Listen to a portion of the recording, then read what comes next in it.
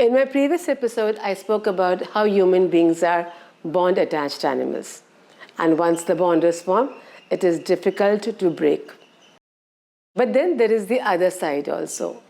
If human beings are wired for bonding, then why do affairs happen? Today, we'll discuss that.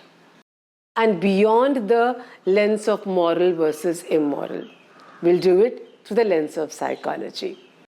Because behind every behavior, there is a system at work. Human beings have two major emotional systems. The first system is the need for safety. This is also one of our primal needs.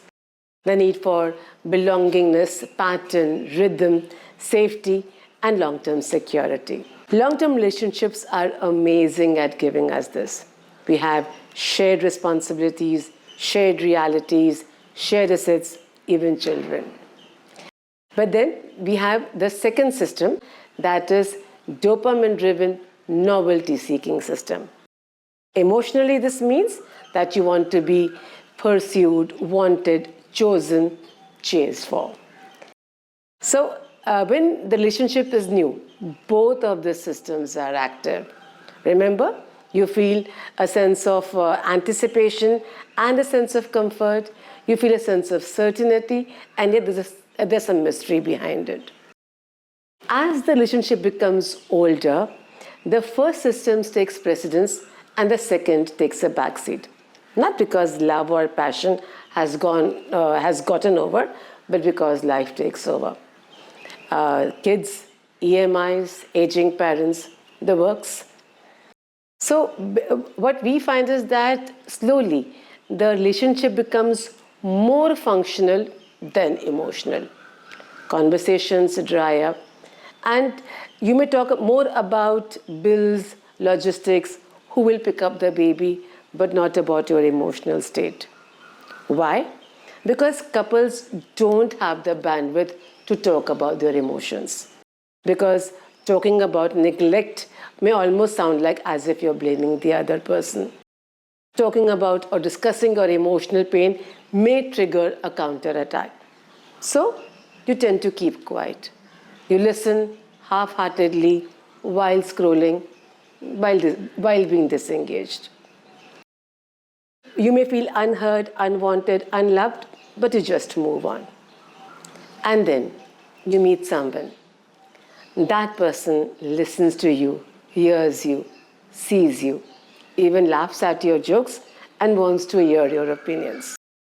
And suddenly that part which you felt was dead becomes awake again. The dopamine-driven novelty system kicks in. And now you just can't stop. It's just like a train without brakes. Most people who come in for therapy while having affairs tell me that they felt the connection was almost soulmate level types. Why?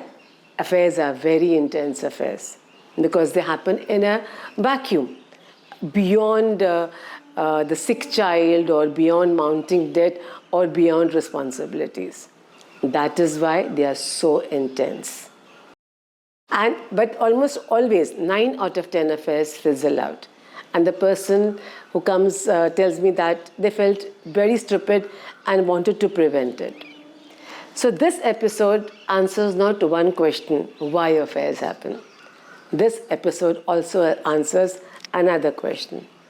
What can the couple do to avoid this? People presume that couple therapy means exposing, that both the partners are required, and if one partner does not come, it won't be successful. Not really. If one partner is emotionally literate and can talk without blaming, without reactivity, this is worth it, and we can save the relationship. I'm Neeta Patel, a clinical psychologist, and I decode human behavior at work, at home, and everywhere in between. Stay tuned.